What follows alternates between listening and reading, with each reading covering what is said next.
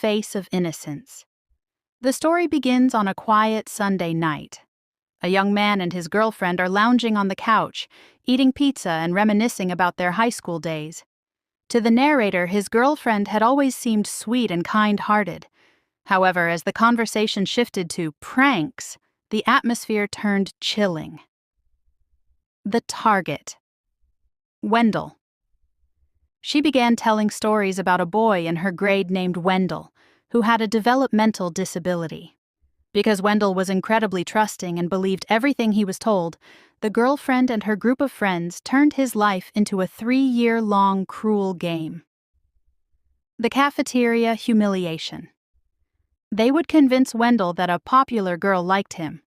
With a huge, nervous smile, Wendell would walk across the cafeteria to ask her out while the group filmed him. The girl would look horrified, and Wendell would walk back confused, followed by their laughter. The fake award speech. They once told him he had been selected for a special student award and had to give a speech. Wendell went home, practiced with his mother, and showed up to school in a tie his father helped him pick out. When he arrived, they simply told him it was rescheduled. He asked about the new date for weeks, while his mother even called the school, unaware it was all a lie. The 3-month fish.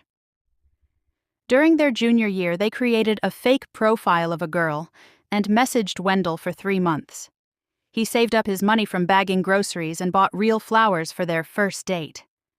The friends watched from afar as Wendell sat alone at a restaurant for 2 hours in a button-down shirt, holding roses, waiting for someone who would never show up. The realization. As the girlfriend told these stories, she was smirking and laughing, calling them hilarious. The narrator, however, felt sick.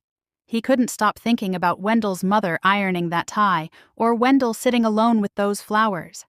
When he confronted her, saying it was messed up, she shrugged it off, claiming everyone was mean in high school. She even mentioned that Wendell eventually stopped coming to school and was pulled out by his mother because he was so upset. The breaking point. The girlfriend tried to defend herself, saying she had changed and now volunteers at an animal shelter. The narrator replied with a cutting observation. "You volunteer with animals because they can't tell anyone what you say to them either." The story ends with the narrator's perception of his girlfriend completely shattered. Realizing the woman he loved found joy in 3 years of calculated cruelty against a defenseless person, he grabbed his keys and walked out, needing air, leaving the relationship's future in doubt. Would you like me to rewrite this in a more dramatic short story format? Or perhaps analyze the moral of the story?